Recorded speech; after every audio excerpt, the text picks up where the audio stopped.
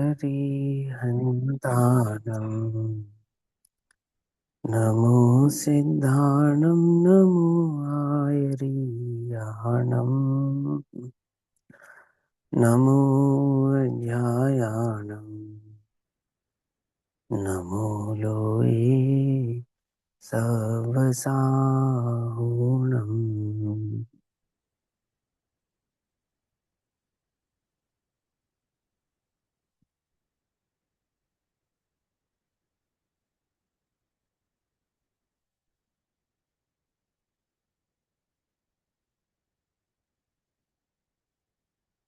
मङ्गलं भगवान् वीरो मङ्गलं गौतमोगणी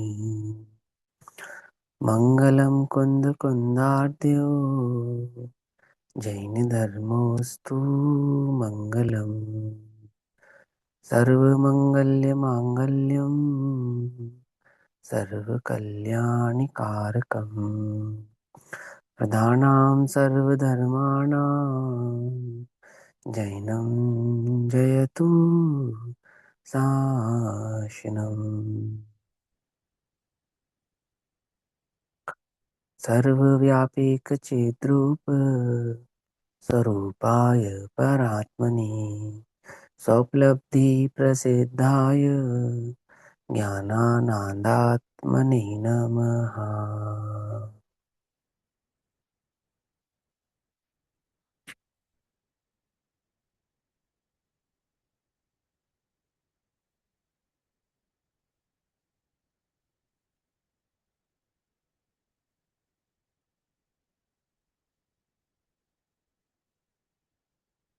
हमारा दोपहर कालीन स्वाध्याय का विषय चल रहा है श्री प्रवचन सारजी प्रमागम। श्री प्रवचन सारजी प्रमागम का स्वाध्याय हम सभी आचार्य अमृत चंद्र देव द्वारा रचित तत्व प्रदीपिका तथा आचार्य जयसेन देव द्वारा रचित तात्पर्य वृत्ति टीका के आधार से कर रहे हैं। भाव चल रहा है ज्ञेय तत्व प्रज्ञापन महाअधिकार के अंतर्गत लघु अधिकार ज्ञान ज्ञेय विभाग अधिकार। इस ज्ञान ज्ञेय विभाग अधिकार के अंदर पूज्य आचार्य देव 162 नंबर की गाथा के माध्यम से हमें भेद ज्ञान करा रहे हैं कि आत्मा और परद्रव्य यानी कि शरीर आदि पुद्गल का परत्व है, परद्रव्यत्व अर्थ अज्ञत्व है, भिन्न भिन्न है। आत्मा में परद्रव्य का अभाव है, उसके कर्तृत्व का अभाव है, उसकी सिद्धि करती है। भेद ज्ञान की गाथाओं के माध्यम से 162 नंबर की गाथा 433 नंबर का पेज।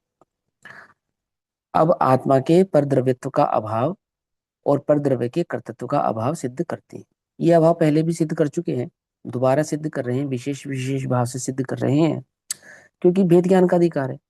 और भेद ज्ञान के अधिकार में मूलतः भेद ज्ञान करने का जो भाव है वो यही है कि आत्मा देह से भिन्न है। तो शरीर से भिन्न होने पर भी शरीर का कर्तव्य दिखाई देता है, माने शरीर में परिणमन होता हुआ दिखाई देता है। पंडित टोडरमल जी ने भी कहा है कि आत्मा और शरीर का इतना घनत्व संबंध है, इतना घनेरा संबंध है कि भेद ज्ञान करना बड़ा कठिन जान पड़ता है। कितना मुश्किल है ना ये कहना कि देखो ये उंगली कौन हिला रहा है, कौन हिला रहा है, जीव नहीं हिला रहा तो कौन हिला रहा है ना। भले ही शरीर है, भले ही पौद्गलिक है, भले ही पुद्गल की है, परंतु यदि जीव ना हो तो हिलेगी, नहीं हिलेगी। आई बात समझ में। मतलब उसको ऐसा अंदर में लगता है। फिर हम उसको ऐसा समझाते हैं कि अच्छा तू ऐसे हिला सकता है तो उसको दाएं बाएं भी हिला सकता है, पीछे की ओर भी हिला सकता है, कितने में पीछे की ओर नहीं हिला सकता, दाएं बाएं नहीं हिला सकता। तो क्यों नहीं हिला सकता? अगर तू ही हिलाने का करता है उंगली के, तो इस उंगली को जैसा तू चाहे वैसा हिला सकता है, वैसे जैसा चाहूं वैसा तो नहीं हिला सकता। तो हम उसको सिद्ध करते हैं कि देख, यानी इसके परिणमन की शक्ति इसकी स्वयं की है ना, और तू बस महज वहां विकल्प भर करता है, ऐसा समझाते हैं। अब मूलतः बात तो यह है कि जीव के उपयोग की प्रवृत्ति जो हमने कल समझी थी, है ना, मैं उसको और आगे नहीं ले जा रहा। आपको जो बात कल समझाई थी उस बात को आप ध्यान में रखना। अब ये जो परिणमन है पुद्गल का, ये पौद्गलिक है। पुद्गल की क्रियावती शक्ति अपनी है और अपनी क्रियावती शक्ति से इस पुद्गल में अपने आधार से ही परिणमन होता है।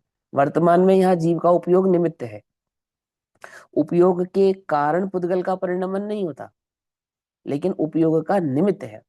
निमित्त है अर्थात जीव ऐसा भाव या परिणाम मात्र करता है कि मैं इस देह का करता हूं और इस देह को करने में मैं सक्षम हूं, है ना, मेरे आधार से, मेरे करने से और मेरे द्वारा इस देह का परिणमन संभव हो सकता है।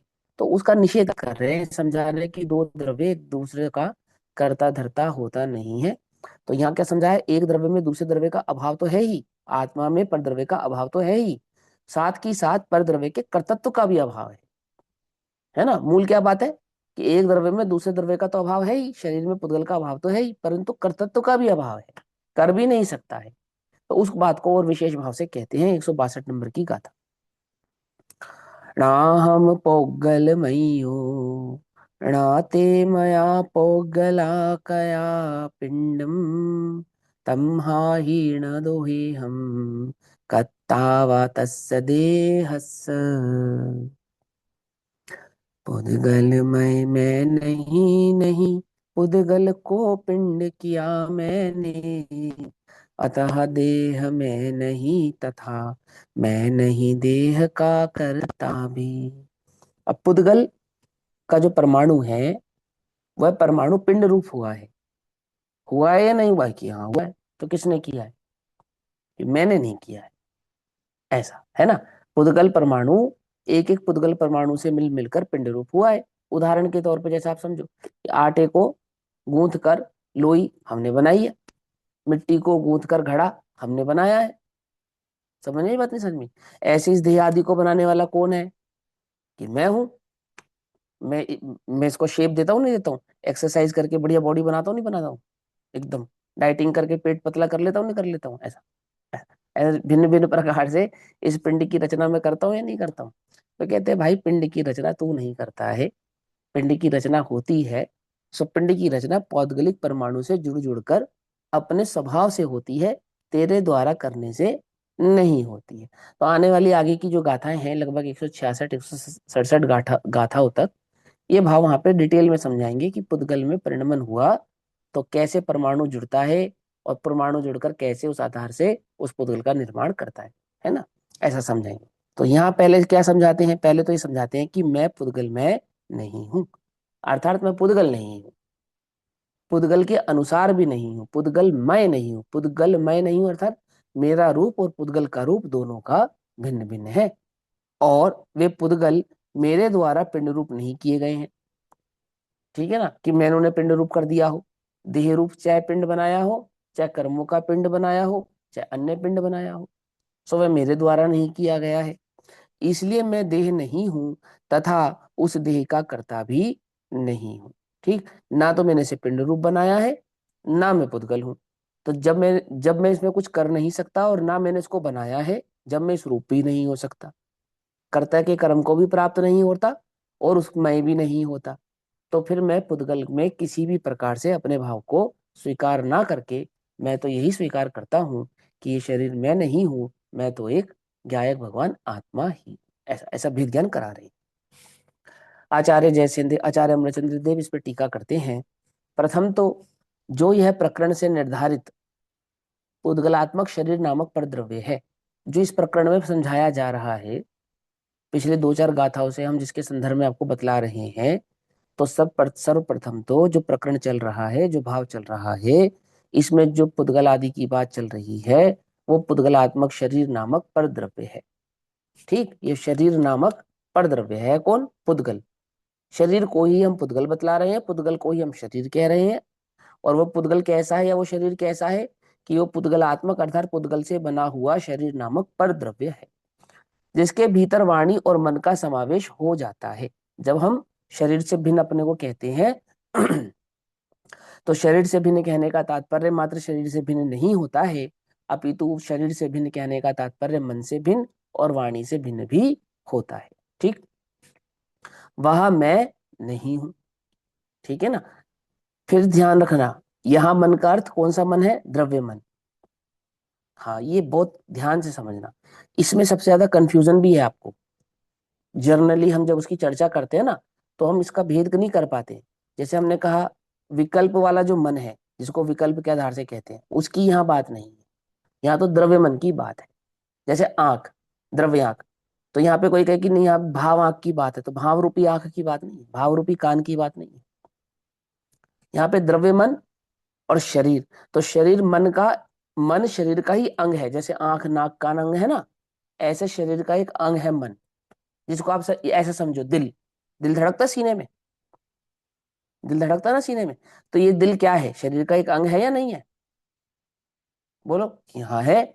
और ये जो हृदय स्थान है जिसको हम दिल के नाम से पहचानते हैं, इसके भीतर 8 कमल कमल की पंखुड़ियों के शेप जैसा एक द्रव्यमन होता है, इस दिल के भीतर। अब वो कहते हैं कि विज्ञान ने तो देखा नहीं, नजर नहीं आता, आदि आदि। अब वो जो पुद्गल की संरचना इस प्रकार की है, जैसा केवल ज्ञान द्वारा जाना देखा गया है, जो उसका रूप स्वरूप है वह इसी प्रकार का है, उसको द्रव्यमन कहते हैं। इस द्रव्य मन को विशेषतः भिन्न कहा जाता है, विशेषतः। जैसे आंख भिन्न है, कान भिन्न है, नाक भिन्न है, ऐसा ना कहकर देह भिन्न कह दिया जाता है, लेकिन उस द्रव्य मन को विशेषता कहा जाता है कि द्रव्य भिन्न भिन्न है।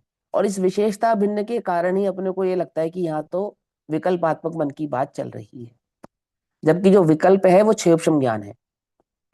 क्या कहा, समझे ना? भाव इंद्री, भाव इंद्री माने ज्ञान की क्षेपशमिक पर्याय का नाम है भाव इंद्री। कल कक्षा के बाद भी मेरे पास ये प्रश्न आया था फिर से।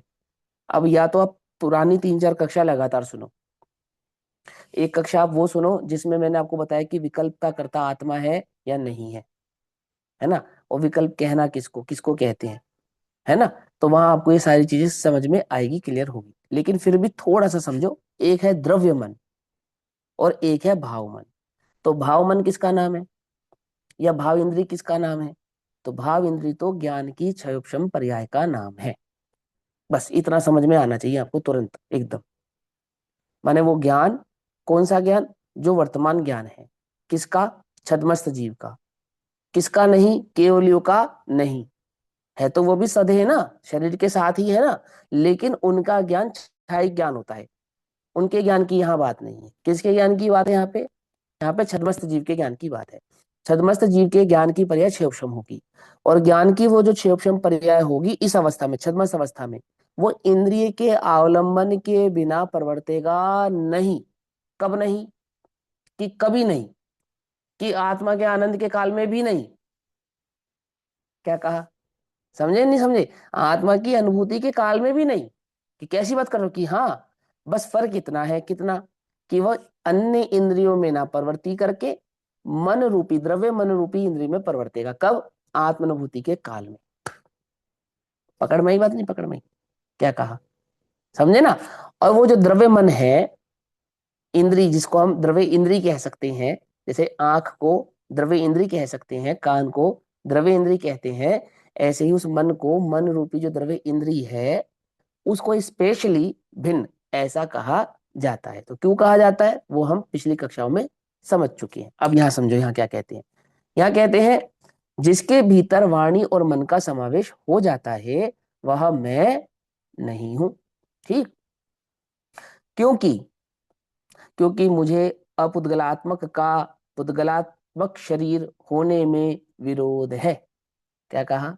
क्योंकि मुझ अपुद्गलात्मक का, या यूं कहो मुझ अपुद्गलात्मक को, जो पुद्गलात्मक नहीं है, मैं कौन हूं? कि मैं पुद्गलात्मक नहीं हूं। मुझे उस पुद्गलात्मक शरीर होने में क्या है?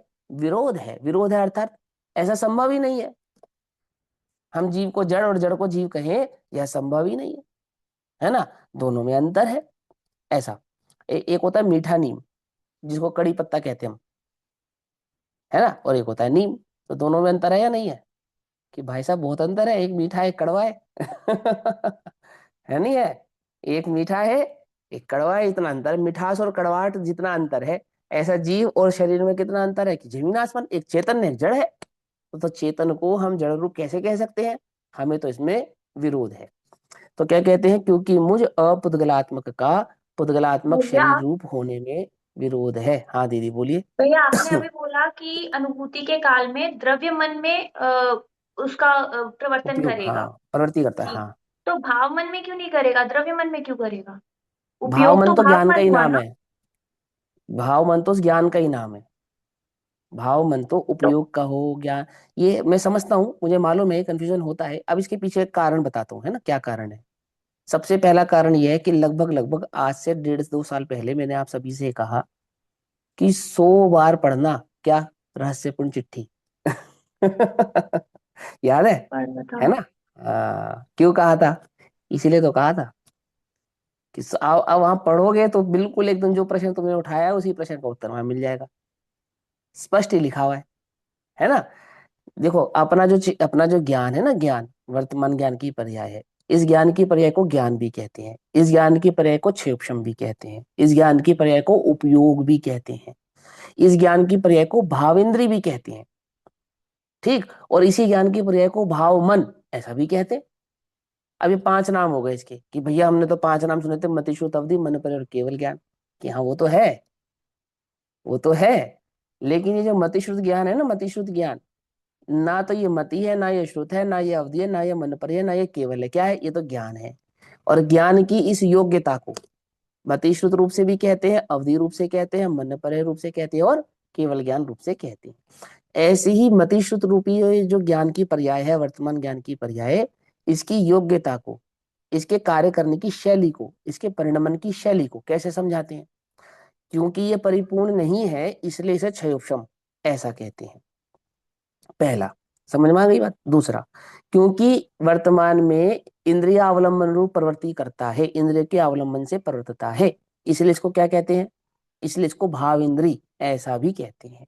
ठीक। तीसरी बात, वो जो मन है ना, मन, भाव मन जिसको आपने कहा, जब छद्मस्त जीव आत्मा का अनुभव करता है, उस आत्मा की अनुभूति में जो मन नामक इंद्री होती है उसका निमित्त होता है। क्योंकि जब ज्ञान पूरे शरीर में यानी अन्य इंद्रियों में प्रवृत्ति नहीं करता उपयोग रूप से, तब कहाँ प्रवृत्ति करता है? तब मन में प्रवृत्ति करता है।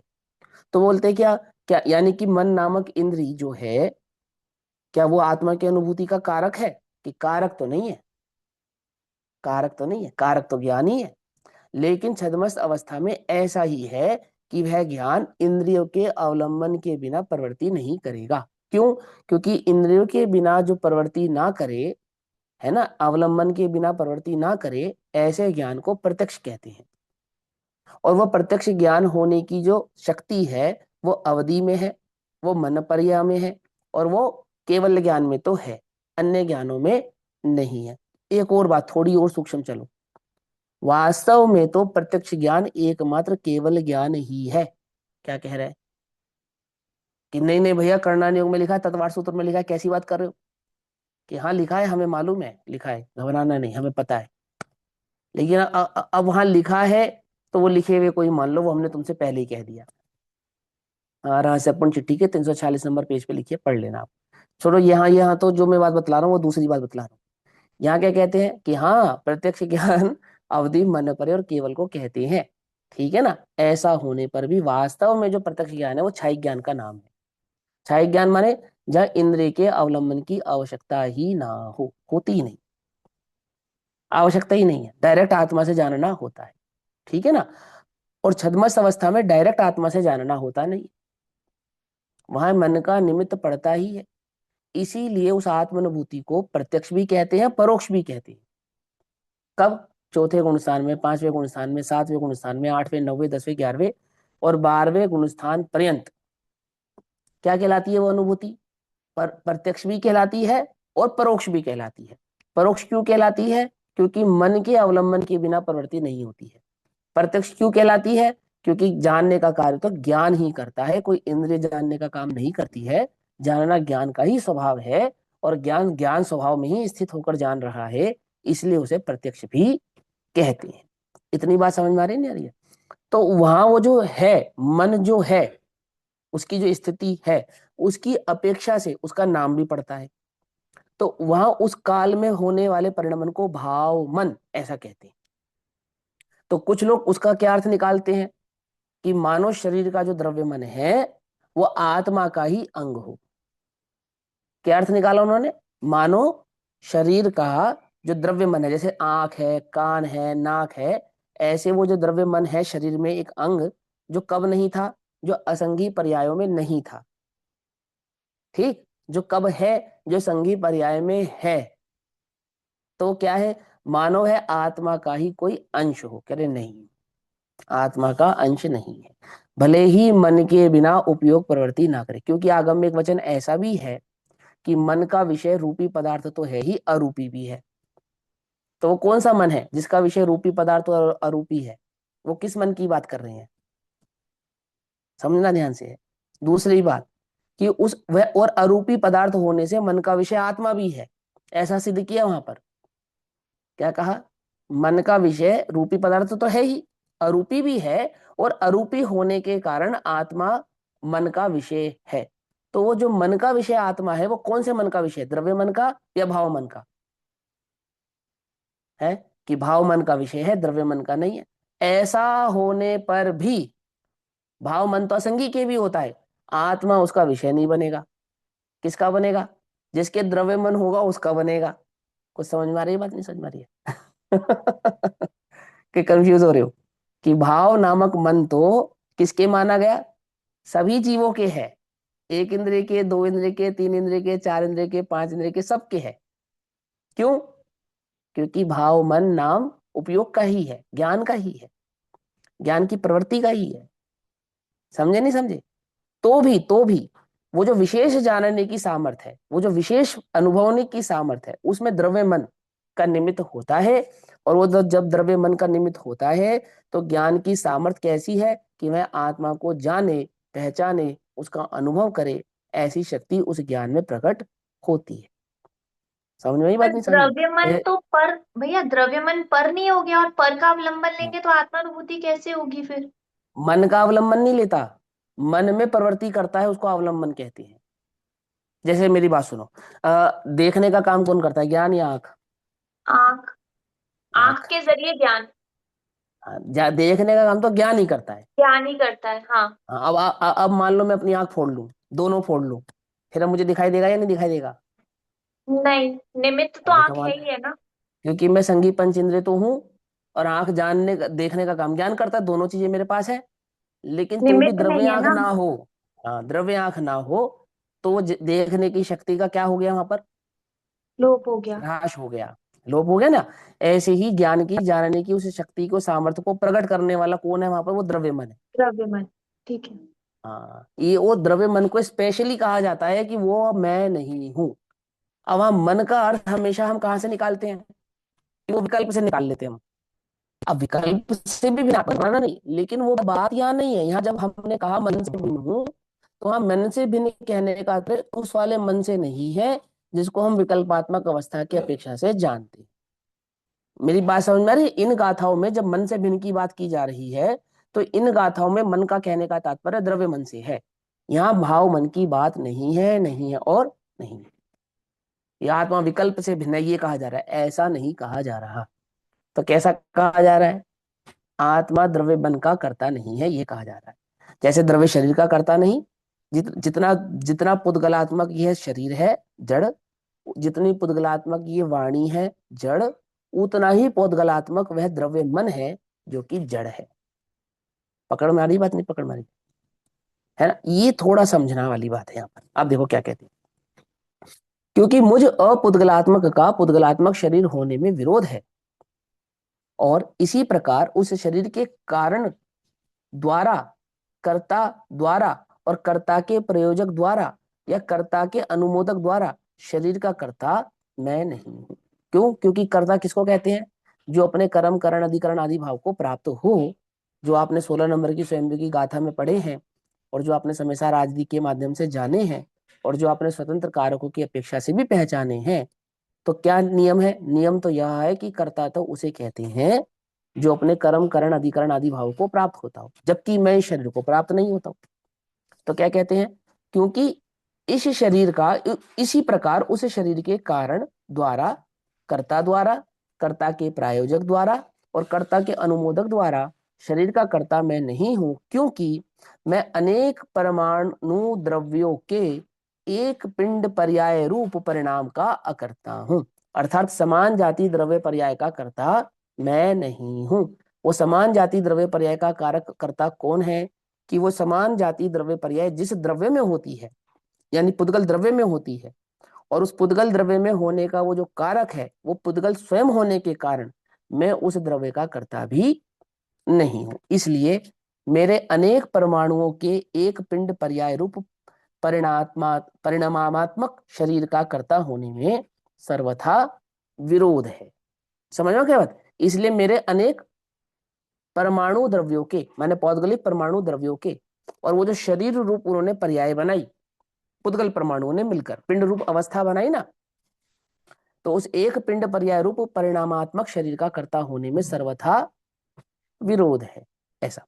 अब आगे इसी भाव को 162 नंबर की गाथा को जब आचार्य जयसेन देव टीका करते हैं, तो तात्पर्य वृत्ति में यह टीका 174 174 हो जाती है। अब आचार्य जयसेन देव 162 नंबर की गाथा को समझाते हैं तात्पर्य वृत्ति में, गाथा 174, पेज नंबर 434। वे कहते हैं, अब आत्मा के शरीर रूप पर द्रव्य का अभाव और पर द्रव्य के कर्तृत्व का अभाव निरूपित करते हैं। मैंने आत्मा शरीर का कर्ता नहीं है और शरीर का कर्तव्य कर्तव्य का भी कर्ता नहीं है। माने शरीर तो आत्मा ने बनाया ही नहीं, लेकिन इस शरीर को बनाने में जो संयोजना हुई, माने पुद्गल परमाणु के जुड़ने से जो शरीर आदि का निर्माण हुआ, तो उस निर्माण में एक प्रायोजक हुआ होगा ना, तो प्रायोजक भी आत्मा नहीं। ऐसा कि मेरे निर्देशन में कार्य हुआ, जैसे कोई कहता है अकार्य कारण शक्ति भी ले सकते हैं, हाँ बिल्कुल ले सकते हैं। और अकार्य कारण शक्ति दो अपेक्षा से होती है, या तो पर की अपेक्षा से स्पष्ट ही चल रही है, लेकिन वहां तो स्वभाव की पर्याय की अपेक्षा से भी समझाते हैं ना। इसलिए देखो यहाँ क्या कहते हैं, किसी बिल्डिंग का निर्माण हुआ, तो बिल्डिंग किसने बनाई है? कि जैसे मान के चलो ताजमहल किसने बनाया, ऐसा ऐसा मान के चलते हैं ना। तो अब वो तो कारीगर विवाद ने का विषय बनाई, है, लेकिन तो कारीगर है, ने बनाई बिल्डिंग तो। ताजमहल तो कारीगर ने बनाया। कारीगर ने बनाया है, ऐसा ऐसे चल रहा है ना। हाँ हाँ, ठीक है। हाँ। तो जैसे कहते हैं कि भाई शाहजहां ने बनवाया, तो शाहजहां ने बनाया, तो क्या शाहजहां ने खड़े होके बनवाया कि नहीं? शाहजहां ने खड़े होके नहीं बनवाया, वो तो जिसके भी सुपरविजन में बना होगा, आर्किटेक्ट जो रहा होगा, उस आर्किटेक्ट ने बनाया। तो भैया ईंट चूना पत्थर गारा क्या आर्किटेक्ट ने घोला था कि नहीं? वो कारीगरों ने घोला था, है ना। ऐसे ऐसे घटाते घटाते जाते हैं लोग में। लेकिन वो जो एक हेड होता है मेन, जिसके कारण वो कार्य हुआ है, तो ऐसा कहा जाता है कि ये अमुक जो बिल्डिंग है, इसको अमुक व्यक्ति ने बनाया है। जैसे अपनी विधानसभा, नई विधानसभा किसने बनाई? कि मोदी जी ने बनाई। भारत की नई विधानसभा किसकी बनाई हुई है? कि मोदी जी की बनाई हुई। तो मोदी जी को तो एबीसीडी भी नहीं मालूम आर्किटेक्ट की। क्या समझे? समझे नहीं मेरी बात को? लेकिन तो भी क्या कहा जाएगा कि मोदी जी, मैंने उनके नेतृत्व में बनी, उनके आदेश से बनी, तो उन्होंने बनाया है, ऐसा लोक में ऐसा प्रचलन है। तो बोले ये जो पुद्गल परमाणु है तो जड़ है, इसको तो कुछ खबर नहीं, इसको तो कुछ नहीं पता। तो परमाणु से परमाणु जुड़ जुड़कर शरीर बन गया। तो किसी ने तो नेतृत्व किया होगा इसका, किसी के निर्देशन में तो बना होगा ये। किसी किसी ने तो किया होगा ना, एक परमाणु को दूसरे परमाणु को आपस में जोड़कर, और ऐसे जोड़ जोड़ कर ये शरीर बनाया होगा ना। ये लोक में आप बनाते हो ना, उदाहरण क्या देता कि भाई आप आटा गूंथते हो ना, बिखरे हुए आटे के कण हैं, और उनको पानी मिला के गूंथ के आप लोई बना देते हो। बनाते थे नहीं बनाते थे? इतने फर्नीचर है, गाड़ियां है, स्कूटर है, ये इतना सब निर्माण हो रहा है, ये कौन कर रहा है? ये मैं ही तो कर रहा हूँ, है। कि भाई सुन, तू पुद्गल का रचयिता नहीं है ना। तो उस पुद्गल के परिणमन का कर्ता नहीं है, और सुन, तू उसका प्रायोजक भी नहीं है। अर्थात तेरे निर्देशन में वह कार्य होता हो और तू उसको निर्देशित करके परिणमाता हो, सो ऐसा नहीं है।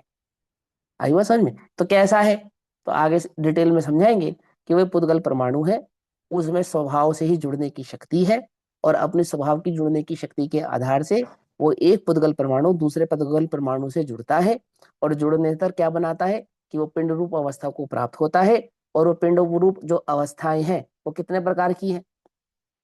25 प्रकार की है ना, 24 25 प्रकार की, तेईस। 23 प्रकार की। तो 23 प्रकार की पिंड रूप अवस्था रूप वह परिणमित होता है। तो कौन होता है? कि पुद्गल परमाणु स्वयं होता है, स्वयं के आधार से होता है। उसका निर्देशन कौन करता है? कि वो स्वयं ही करता है, कोई अन्य तो उसका निर्देशन करता नहीं है। ठीक है ना। तो इसमें जीव क्या करता है? कि एक अज्ञान के सिवा और कुछ नहीं करता। समझ में बात? नहीं समझ में? जीव अपने उपयोग का करता तो है, अन्य चीजों का करता नहीं है। अब वो उपयोग का करता वाली बात हम आपको पहले ही समझा चुके हैं, कौन कौन से? शुभोपयोग, अशुभोपयोग और शुद्धोपयोग। ठीक है ना। और अब यहां समझा रहे कि पुद्गल में जो परिणमन हुआ, तो उसका कर्ता पुद्गल है। अब ये दो बातें बतला देंगे। अब जीव और पुद्गल की भिन्नता बतलाएंगे। फिर थोड़ा और गहराई में लेकर जाएंगे, जैसे अध्यात्म की अपेक्षा से समझे तो जीव को शुभ और अशुभ उपयोग का कर्ता भी नहीं माना जाता। समझे नहीं समझे, हमने शुभ उपयोग और अशुभ उपयोग का कर्ता भी जीव नहीं है। लेकिन वह बात अभी यहाँ पर नहीं चल रही। अभी क्या चल रही है? अभी तो बहुत स्थूल बात चल रही है कि जीव है, बोले हाँ। तो जीव अपने ज्ञान आदि का कर्ता तो है, पर द्रव्य का कर्ता नहीं है। बोले पर द्रव्य है, बोले हाँ है। और पर द्रव्य पौधगल आदि में शरीर आदि की संरचना होती है कि हाँ होती है। कौन करता है?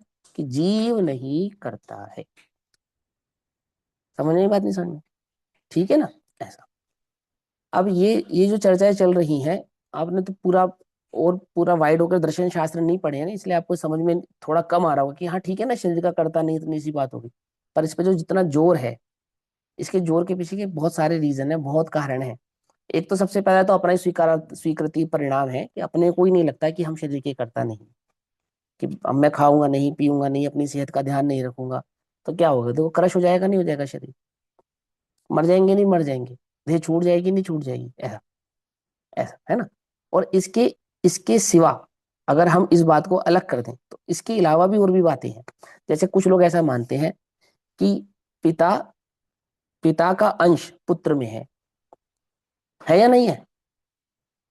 पिता का अंश पुत्र में है।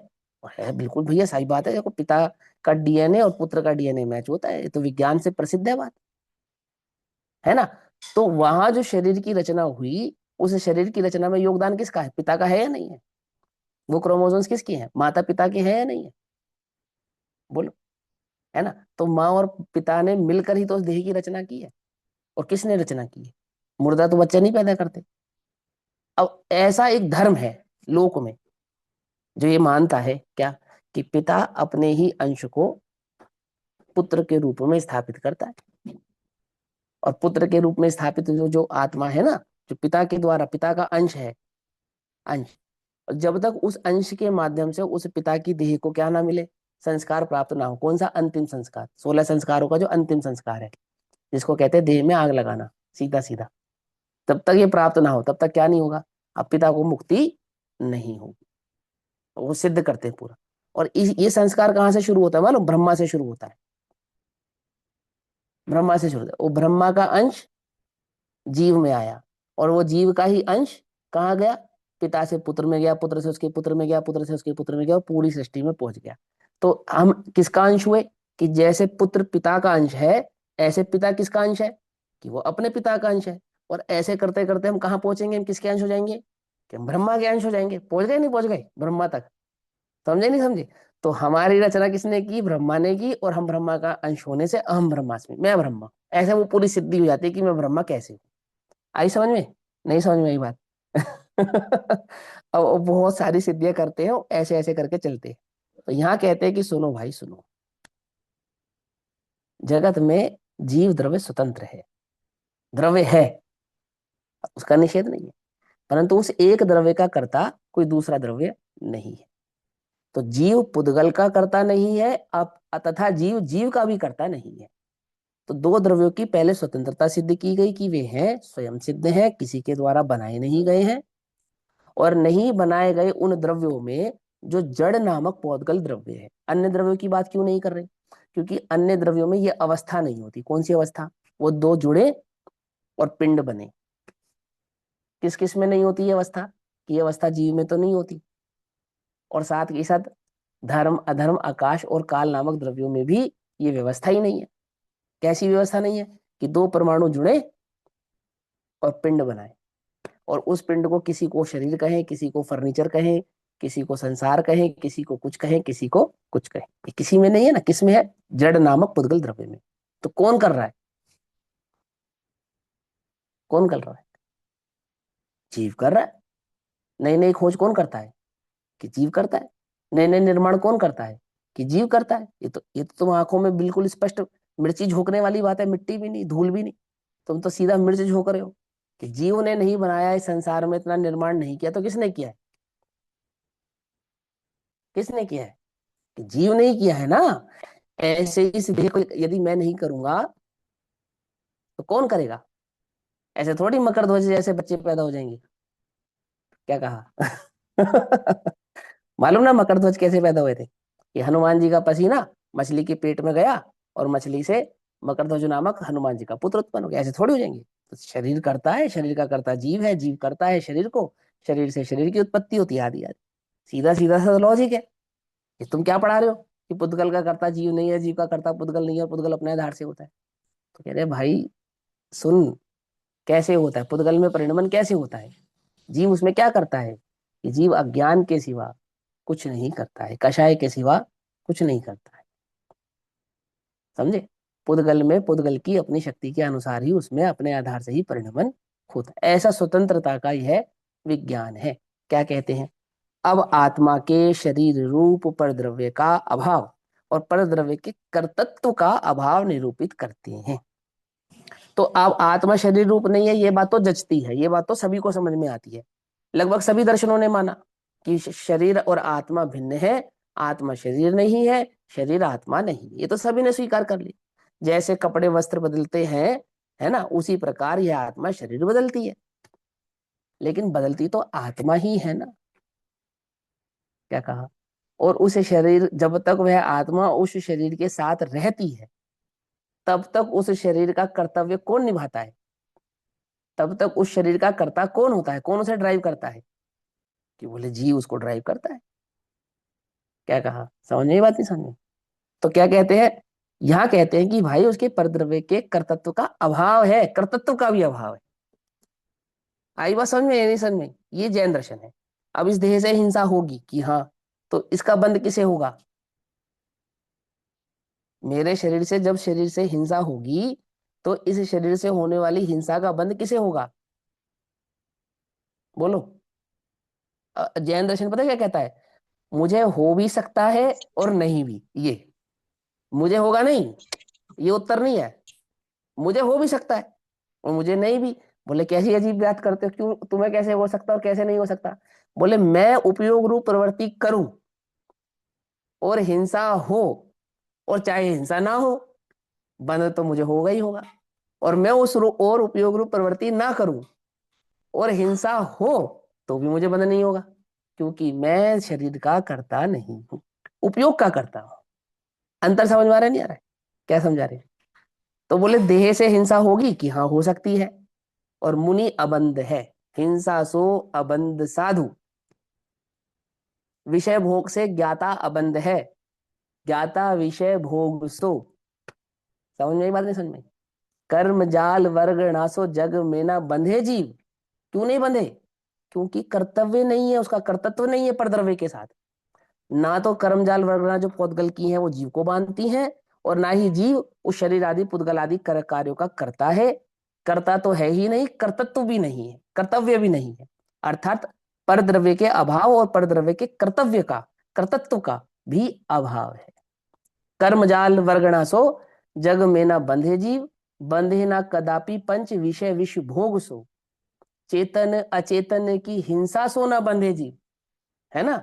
कर्मजाल वर्गणासो जग में ना बंधे जी, वो पूरा श्लोक है, मुझे मैं तो भूल ही गया, याद कर लेना। लेकिन उसका उसका उत्तर क्या कहते हैं कि जोग सो अबंध सिद्ध, सॉरी, कर्म सो अबंध सिद्ध, जोग सो अबंध जिन, हिंसा सो अबंध साधु, और ज्ञाता विषय भोग सो, और इत्यादि वस्तु के मिलाप सोना बंधे जीव, बंधे एक रागाधिक अशुद्ध उपयोग सो। क्यों? क्योंकि अपने उपयोग का करता वह जीव स्वयं है। अब पूरा पुरुषार्थ सिद्धि उपाय, पूरा समय सारजी, और ये पूरा प्रवचन सारजी, अब ये बात आपको समझा रहे हैं पूरा का पूरा डिटेल करके, कि जीव पुद्गल का कर्ता नहीं है, तो किस अपेक्षा से नहीं है, और कर्ता कहा जाता है तो किस अपेक्षा से कहा जाता है।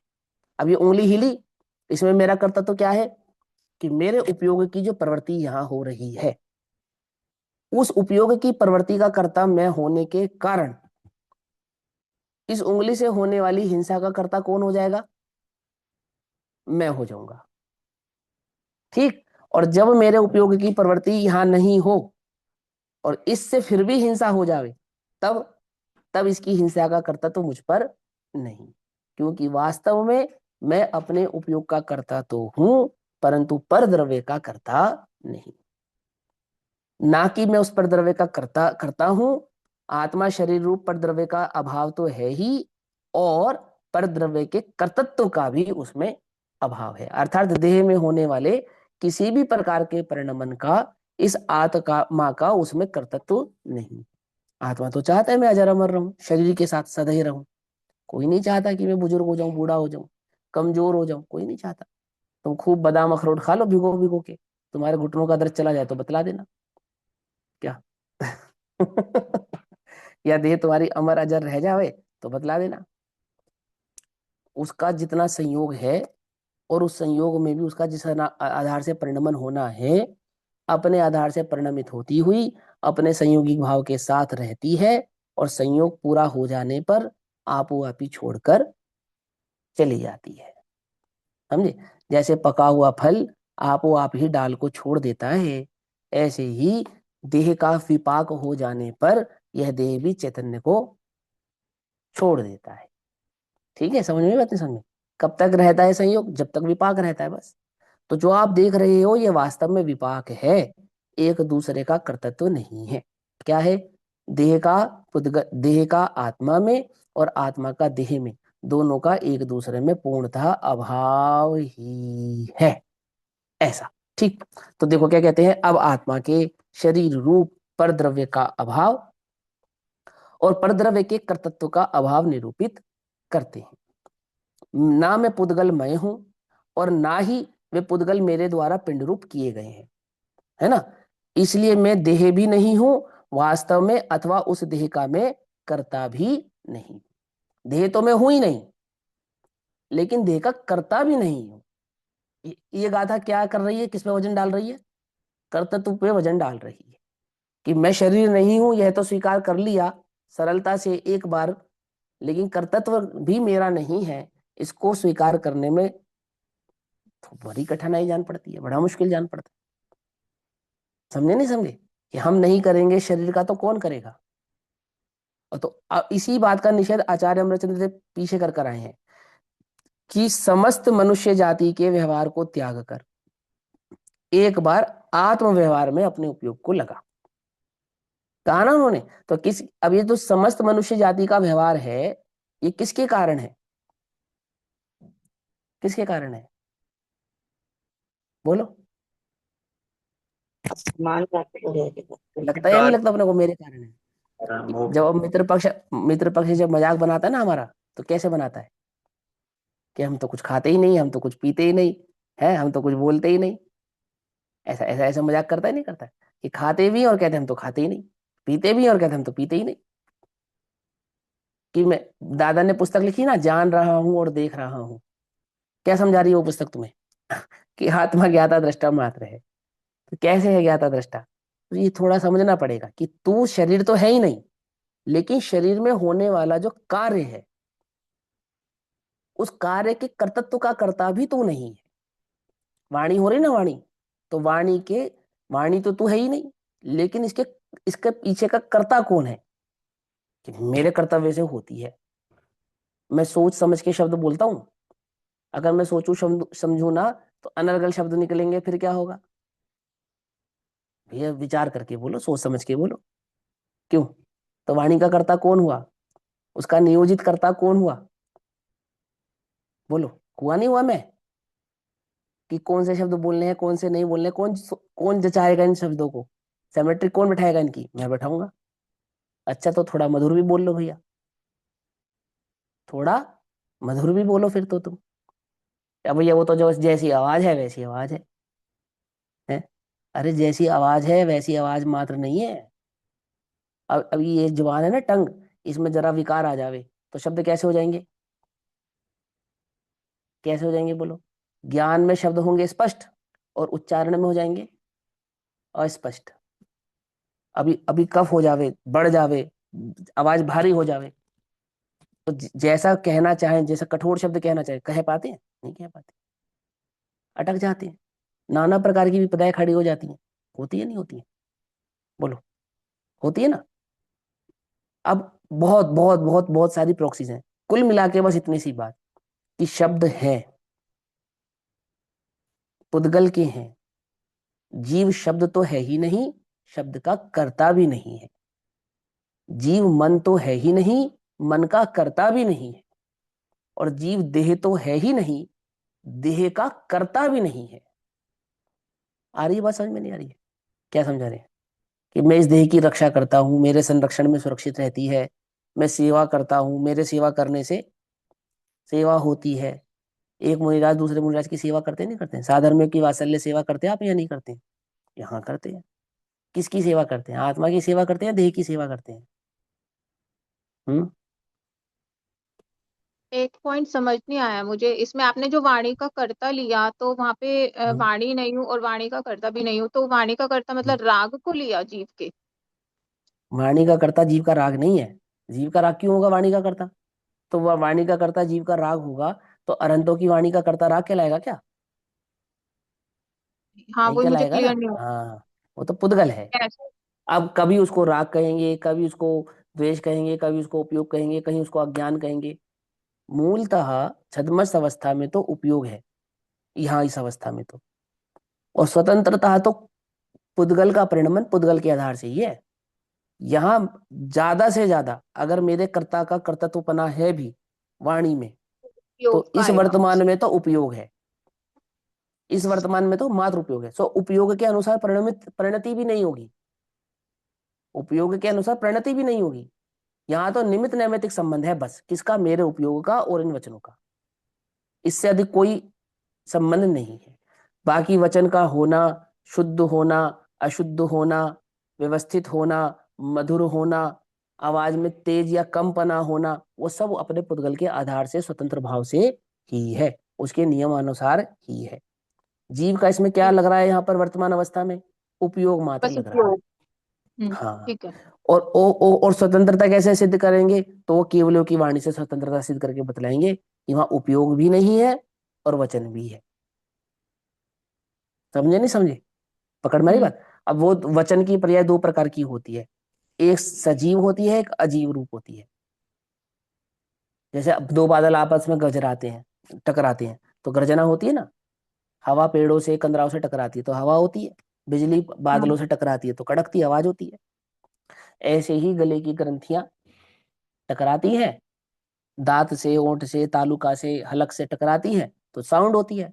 अब किसी साउंड को तो हम शब्द कह देते हैं, और किसी साउंड को हम निशब्द या अशब्द कह देते हैं। शब्द बिना का शब्द मैंने शब्द बिना की आवाज, और किसी आवाजों को हम कह देते हैं शब्द। वो पूरा विज्ञान है। उसकी चर्चा थोड़ी बहुत हम पहले कर चुके हैं, आगे भी अपने को समझ में आनी चाहिए। लेकिन ये विचार करने वाली बात है यहाँ पर, कि वहां ये समझाते हैं वे कि भाई तू शरीर तो है ही नहीं, लेकिन तू उसका कर्ता भी नहीं है, कर्तव्य भी नहीं है तेरा इसके साथ। ये इस पे थोड़ा सा वजन डालकर देखो, अपने उपयोग में इस बात को थोड़ा जचा कर देखो। शरीर तो मैं हूं ही नहीं, लेकिन इसका कर्तव्य कौन कर रहा है? इस शरीर के माध्यम से होने वाले व्रत तप त्याग उपवास पूजा पाठ आदि का कर्तव्य किसका है? कि मेरा है। मैंने इस देह से जो व्रत हुआ, उपवास हुआ, वो किसने किया? इस देह से जो धर्म किया वो किसने किया? इस देह से मैंने सुबह अभिषेक भी किया था, पूजा भी की थी, पाठ भी किए थे, है ना। और मैं ईर्ष्या समिति पूर्वक देख देख के भी चला था, और मरते को मैंने बचाया भी था। ये सब किसने किया? इस देह का नियोजन किसने किया? मैंने किया या नहीं किया? पकड़ में आई बात? नहीं पकड़ में आई? क्या कहा? भाई रे भैया, तू उसके तेरा कर्तव्य भी नहीं है। कि हुआ तो था ना, कि उपयोग भर हुआ था बस, उसमें कुछ नहीं होता। समझे? उपयोग माने ज्ञान, उसको कहते हैं ज्ञान भर हुआ था। ऐसा कि तूने बस जानने का काम तो किया था और कुछ नहीं किया था। अब वो जानना तुम्हें थोड़ा सा अटपटा लगता है कि सिर्फ जान रहा था, हो तो रहा था। तो अब मैं उसको थोड़ा सा डिफाइन करके कहता हूँ कि तेरे उपयोगी की वहां प्रवृत्ति हो रही थी, उस अपेक्षा से तू उसका कर्ता हो रहा था। मुनि राज व्रत करते हैं कि यहाँ करते हैं, उपवास करते हैं कि यहाँ करते हैं। कैसे करते हैं? कि उनका उपयोग आत्मा में रहता है। देह की याद नहीं आती है, तो देह की याद नहीं आती है, तो आप ही व्रत हो जाता है, उपवास हो जाता है। एक बात। दूसरी बात, कि जब उपयोग की प्रवृत्ति देह में होती है, तो कदाचित भूख भी लगती है। क्या कहा? समझे नहीं? तो आहार आदि की प्रवृत्ति भी होती है। सो आहार आदि की प्रवृत्ति कषाय अनुसार होती है। और मुनिराजों की कषाय कैसी होती है? कि वो संजलन होती है। उस कषाय का स्वरूप कैसा होता है? कि 28 मूल गुण, निरति, चार, निर्दोष भाव से परिणमित होना, आदि आदि आदि, ये वो जितना आप चरणानुयोग में मुनिराजों की प्रवृत्ति का स्वरूप पढ़ते हैं, वो वास्तव में मुनिराजों की कषाय का स्वरूप है। किसका स्वरूप है? समझे? 28 मूल गुण पालन किसका स्वरूप है? मुनिराजी को वर्तने वाली कषाय का स्वरूप है। वो कषाय कहाँ वर्तती है? कि वो उपयोग की अस्थिरता में वर्तती है।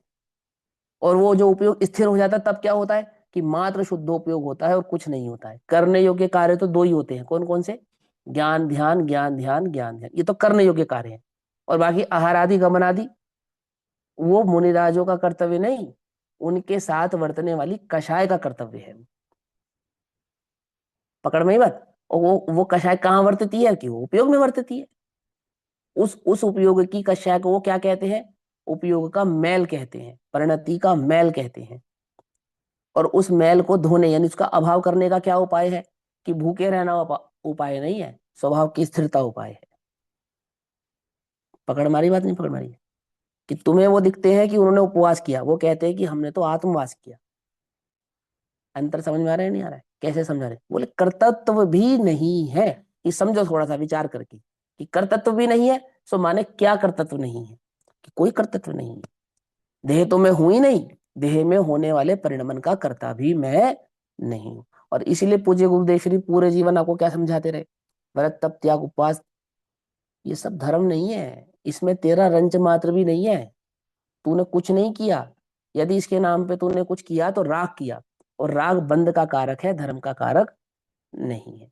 क्या है वो राग? कि मैं इस देह का करता हूं, ये राग। और इस देह से होने वाली क्रिया का कर्ता मैं हूं। चूंकि मैंने व्रत तप त्याग उपवास कैसे किया? इस देह से किया। तो धर्म किसने किया? कि मैंने किया। यह धर्म नहीं है, यह तो कषाय है, यह तो बंध का कारक है। यह तेरा धर्म भाव नहीं है, तेरी मुक्ति का कारक नहीं। तो मेरी मुक्ति का कारक क्या है? कि शरीर तो मैं हूं ही नहीं, शरीर का कर्तव्य भी मेरा नहीं है। मैं मात्र ज्ञान दर्शन सुख वीर्य आदि भाव वाला एक चैतन्य ज्ञायक भगवान आत्मा हूं। ऐसे अपने चैतन्य ज्ञायक भगवान आत्मा को जान, नक्की कर, एवं नक्की कर, एवं श्रद्धा कर, एवं अनुभव कर, और उसमें जम जा, थई जा, उस रूप हो जा, बस। और दूसरा कोई कर्तव्य तेरा नहीं, और कुछ तुझ तेरा काम नहीं है। वही तेरा सच्चा धर्म है, और कुछ भी धर्म नहीं। समझे? तो अब इसी भाव को क्या समझाते हैं यहाँ पे? ना मैं पुद्गलमय हूं, और ना ही वे पुद्गल मेरे द्वारा पिंड रूप किए गए हैं। इसलिए मैं देह भी नहीं हूं, और वास्तव में अथवा उस देह का मैं करता नहीं हूं। मुनिराज क्या कह रहे हैं? अपनी देह का मैं करता नहीं हूं। यह अर्थ है, मैं देह नहीं हूं। किस कारण से मैं देह नहीं हूं? कि शरीर रहित सहज शुद्ध चैतन्य रूप से परिणमित पने के कारण मेरा देह पने से विरोध होने से मैं देह नहीं हूं। भाई देह की जाति भिन्न है, मेरी जाति भिन्न है। हम जब दोनों की जाति को पहचानते हैं तो मैं तो निकलता हूं चैतन्य की जाति का, और देह आती है जड़ की जाति से। तो जब जड़ की जाति की देह हुई और चैतन्य जाति का मैं हुआ, हम दोनों का तो डीएनए नहीं मैच हो रहा क्या? हम दोनों का तो आपस में कुछ मैच ही नहीं हो रहा। इसीलिए यह मैं नहीं हूं। एक बात। दूसरी बात, अथवा उस देह का मैं करता भी नहीं हूं। कि उस देह से जो कार्य हो रहा है, कर्तापना है, वो किसका है? कि मैं नहीं। देह में कार्य तो हो रहा है, उसका निषेध नहीं है, लेकिन उस कार्य का, उस कर्तत्व का कर्ता मैं नहीं हूं। उसी समय अज्ञान अवस्था में समझना, तू अपने उपयोग का करता है, उपयोग का करता है देह की। कि ये जो छल होता है ना, कि मैं नहीं बोल रहा तो कौन बोल रहा है? तू नहीं बोल रहा है। बोलने का कर्तव्य तो पुद्गल का है, और तेरा उपयोग जो वर्त रहा है, परवर्त रहा है, वो मात्र है बस। वो सारा खेल उसकी भिन्नता को समझने का है। क्या कहते हैं? वह भी किस कारण करता नहीं हूं? कि निष्क्रिय परम चैतन्य ज्योति रूप से परिणमित होने के कारण, मेरा देह के कर्तापने रूप से विरोध होने के कारण मैं शरीर का करता नहीं। निष्क्रिय माने कि पुद्गल में जैसा परिणमन होता है, ऐसा परिणमन मुझ में नहीं होता है। मेरा परिणमन कैसा है? मेरा परिणमन तो निष्क्रिय भाव रूप, चैतन्य भाव रूप मात्र है। ऐसा निष्क्रिय चैतन्य भाव रूप परिणमित होने के कारण मेरा उस पुद्गल में होने वाले परिणमन का विरोध है और उस कारण मैं उस शरीर का कर्ता नहीं हूं। इस प्रकार शुद्धात्मा के साथ काया, अपने शुद्ध आत्मा के साथ वाणी तथा अपने शुद्ध चैतन्य भगवान आत्मा के साथ मन के भेद रूप कथन से चौथे स्थल में 3 गाथाएं पूर्ण होती हैं। इस प्रकार पूर्वोक्त प्रकार से अत्थिर्णेच्छदस्य ही इत्यादि 11 गाथाओं एवं 4 स्थलों द्वारा प्रथम विशेष अंतर अधिकार यहाँ पर समाप्त होता है। अब 163 नंबर की गाथा से इस संदेह को दूर करते हैं कि परमाणु द्रव्य को पिंड रूप पर्याय परिणति कैसे होती है। अब वो संदेह खड़ा हो गया ना कि पुद्गल परमाणु में पिंड रूप अवस्था तो होती है और जीव नहीं कर रहा है तो कौन कर रहा है। तो वो बिल्कुल आपको पूरा करणान योग की अपेक्षा से समझाएंगे कि वो पहले तो पुद्गल की स्वभाव समझा देंगे जो आपको पहले भी बतला चुके हैं, और उस स्वभाव से उसमें पिंड रूप अवस्था होती है और उस पिंड रूप अवस्था में इस प्रकार की अवस्थाएं होती हैं। वैसी 4 गाथाएं 5 गाथाएं चलेंगी। 63 से लेकर 166 या 167 नंबर तक की गाथाएं, 3-4 गाथाएं ये भाव समझाने के लिए है कि अब इस संदेह को दूर करते हैं कि परमाणु द्रव्यों को पिंड रूप पर्याय परिणमित कैसे होती है। तो इसकी चर्चा हम कल करेंगे। तब तक के लिए सभी को जय जिनेन्द्र। ओम नमः सिद्धेभ्यः। जय जन, जय जन भैया जी। ये पूछनी थी जय अभी ये हिंद सभी को। प्रकरण। हेलो भैया, हाँ आवाज आ बोलो रही है? बोलो बोलो। हाँ हाँ आ रही ये है ना, बोलो। क्या कोई ऐसा परमाणु भी होते हैं जिनमें स्कंद रूप पर्याय ना होने की गुण हो, स्कंद रूप ना हो, माने देखो जुड़ने सुनो की? ऐसे, सुनो सुनो, ऐसा कोई पुद्गल परमाणु नहीं होता जिसमें स्कंद रूप होने की शक्ति ना हो, लेकिन ऐसे अनंत पुद्गल परमाणु हैं जो आज तक स्कंद रूप नहीं हुए हैं। 2 बातें हो गई अलग अलग। शक्ति तो पुद्गल परमाणु में स्कंद होने की शक्ति उसकी अपनी निजी शक्ति है, स्वभाव है ना। क्योंकि स्पर्शन नामक जब उसके पास गुण होगा और स्पर्शन नामक गुण में जो इस रुक्ष और स्निग्ध जो पर्याय होंगी वो तो जुड़ने की शक्ति रूप ही है, तो शक्ति तो उसमें है। हाँ ऐसे अनेकों पुद्गल परमाणु हैं जो आज तक स्कंद रूप परिणमित हुए ही नहीं है, मात्र परमाणु भाव से ही इस संसार में रजकण की भांति बिखरे हुए पड़े हैं। ऐसे अनेकों हैं जो आज तक किसी भी वर्गणा रूप परिणमित ही नहीं। उनको कहते हैं विश्व शौपचय। क्या कहते हैं उन्हें? विश्व शौपचय। विश्व शौपचय नाम की एक वर्गणा है। मतलब वर्गणा इन सेंस क्या है कि वो पुद्गल परमाणु जो आज तक किसी भी पिंड रूप अवस्था को प्राप्त नहीं हुआ, ना कार्मिक, ना आहारक, ना तेजस, ना वैक्रिय, ना अन्य कोई अवस्था को वो प्राप्त नहीं हुआ, ऐसा। ठीक, चलो उसको कहते हैं वर्जिन परमाणु। विश्व शौचय का इंग्लिश नाम है वर्जिन परमाणु। वो ठीक अणु है क्या अणु हाँ। वर्गणाएं भी उन्हें कहते हैं? 23 में एक अणु वर्गणा नाम की एक वर्गणा है। तो जो इंडिपेंडेंट हम्म, अणु परमाणु जो होते हैं वो हाँ अणु हाँ हाँ। वर्ग। तो जो आप बता रहे हैं उसका एक दूसरा नाम अणु वर्गणाएं भी ले सकते हैं क्या? मुझे जो याद है अभी वर्तमान में वो तो विश्व शौचय नाम याद है। अब हो सकता है उसको अणु वर्गणा भी कहते हो, बट मुझे याद नहीं है। किसी और को याद हो तो बताओ। अपनी कक्षा में तो है ना कर्णन के काफी जानकार, है भाई? किसी को मालूम हो तो बताओ भाई। नहीं ध्यान में? हाँ, हो सकता है अणुवर्गणा भी कहते हैं उसको, कि अणु नाम से ही समझ में आ रहा है कि वो अणु रूप ही रहा, अन्य रूप नहीं हुआ, इस अपेक्षा से उसको अणुवर्गणा कहती हूँ। पर जो नाम मुझे याद है और जो प्रचलित नाम है वो विश्व शोभचे नाम है उसका। ठीक, वो हम देख लेंगे, देख के बता देंगे, कोई बात नहीं। ठीक, चलो। ओम नमः सिद्धेभ्य।